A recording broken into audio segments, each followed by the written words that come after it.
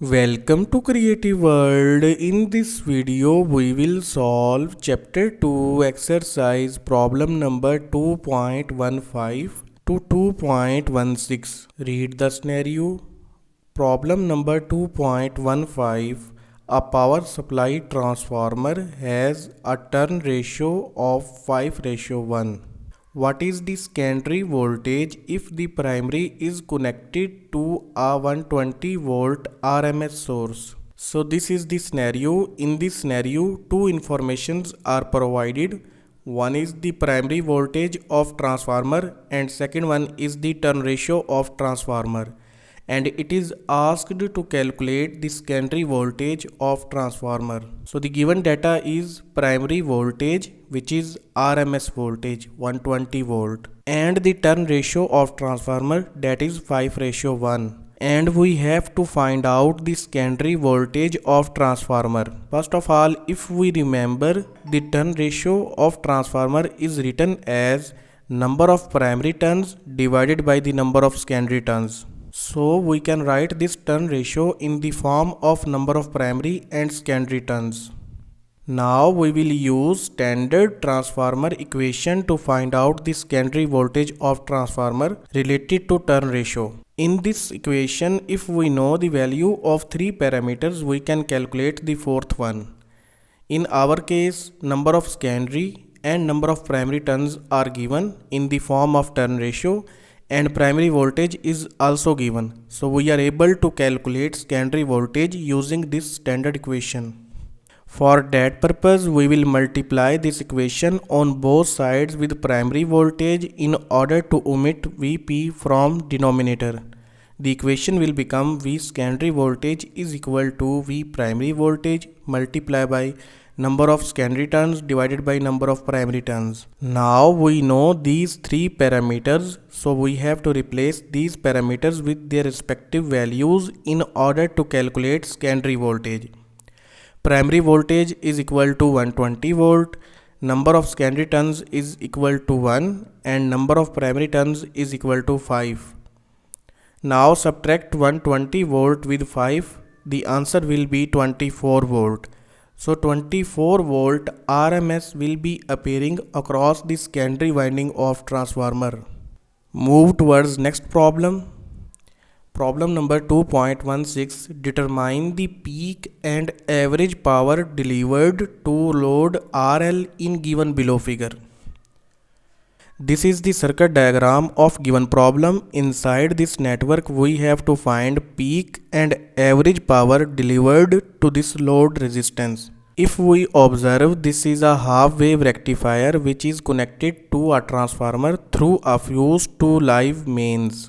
And the value of primary voltage is 120 volt RMS. We will start from here to calculate secondary voltage of transformer using this turn ratio and primary voltage. Turn ratio of the transformer is 2:1, which can be written as 2 divided by 1. This 2 represents the number of primary turns while 1 represents the number of secondary turns. Now again we will use this equation to find out secondary voltage of transformer. In this equation we know the number of secondary turns, number of primary turns, which is given in the form of turn ratio, and V primary voltage, so we are able to calculate secondary voltage of this transformer. So using this equation, V secondary will be equal to V primary multiplied by number of secondary turns divided by number of primary turns.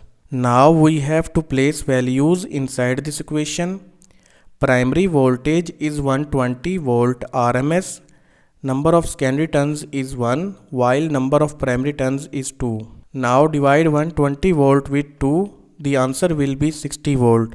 So 60 volt, which is RMS volt, will be appearing across the secondary winding of the transformer. Now if we focus in this scenario, it was asked to peak and average power, and both cases we require peak value of voltage, so we will convert this secondary RMS voltage into peak voltage. For that purpose we will multiply this secondary RMS voltage with square root of 2. So peak secondary voltage will be equal to 84.85 volt, and these voltage will be appearing across the secondary winding of transformer before half wave rectifier. Now in order to find the peak and average power delivered to this load, we should have the value of voltage across this resistive load, so that we can apply power calculation formula, that is equal to V square divided by R, to calculate power delivered to this load. For that purpose, first we have to find out voltage across this resistive load. Now if we focus in this scenario, it was not given either this diode model is ideal or practical model, and the type of diode is also not mentioned, either it is silicon based or germanium based. So for now we will consider this diode as an ideal diode which have no barrier potential across its terminals and also have no forward voltage drop. So whatever the value of voltage which will be appearing across these points, same voltage will also be appearing across this 220 ohm resistance, but in the form of half wave rectified waveform. So we can say that this secondary peak voltage will be equal to V peak rectified voltage, and this V peak rectified voltage will be appearing across this load resistor. So the peak value of voltage across load resistor will be equal to the V peak of secondary 84.85, and we have taken this because we are considering this diode model as an ideal diode, and the forward voltage drop of an ideal diode is 0 volt. So same peak voltage will be appearing across 220 ohm resistance.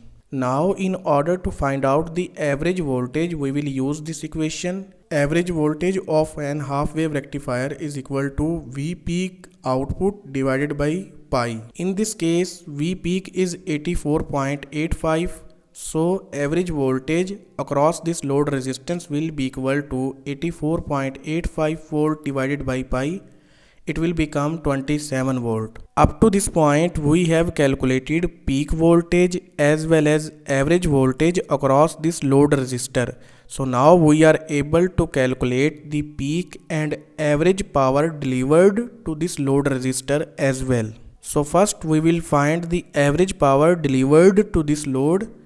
P average will be equal to V average square divided by load resistance. Place values inside this equation. The square of 27 volt divided by 220 ohm, which will result 3.31 watt.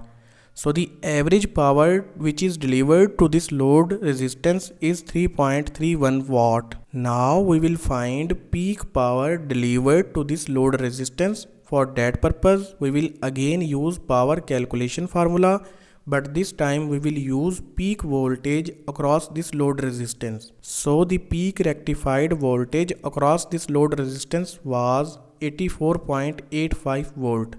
So the square of 84.85 volt divided by 220 ohm, which will result 32.72 watt. So the peak power delivered to this load resistance is 32.72 watt. This was chapter 2 exercise problem number 2.15 and 2.16. Thank you. See you again in next video.